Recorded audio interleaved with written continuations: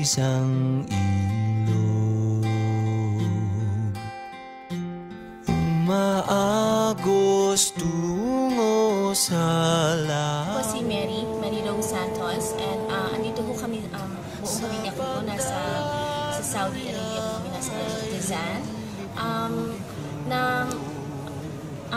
I'm very thankful that nandito na po kami, safe na po kami. Pero gusto ko po lang i-message na I want to appeal na I just want to let all the rest of the Filipino sa Sanaa or sa Yemen na please, you have to think about your safety and your security. It is best for you to decide that you have to return back to the Philippines. And again, once again, I really thank the government of the Philippines that we're finally, going back home. So, thank you very much.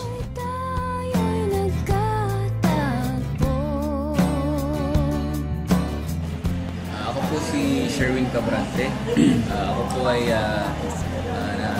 stay po ako sa Yemen for 11 years. At ako po ay nananawagan po sa mga kaibigan po at natitira pang kamag-anak po sa Yemen na ini-encourage ko po ang bawat isa na lumikas na po hanggat may panahon pa.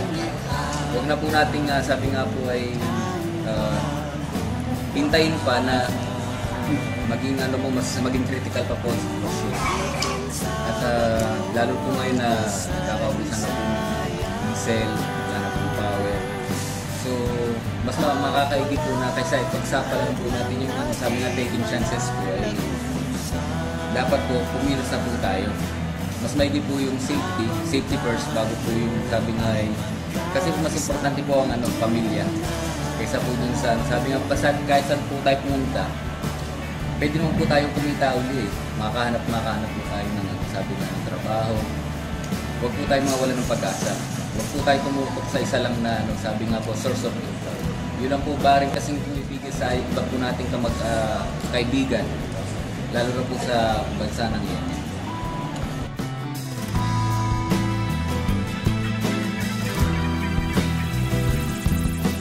Ako si Augusto Padilla, nawagan ako sa mga kasama ko na nasa Yemen pa. Sana buhay na kayo at delikado ng sitwasyon niya. Salamat po sa mga consulate natin na tumulong para kami mabalik sa Saudi Arabia. Maghihintay na lang po kami ng schedule para makauwi ng Pilipinas. Maraming salamat po.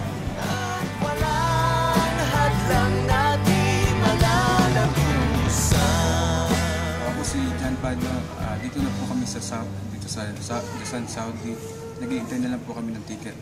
Sana po yung mga kasamahan namin dyan sa Yemen ay mag-evacuate na rin para po sa kaligtasan nila. Habang tayo ay magkaisang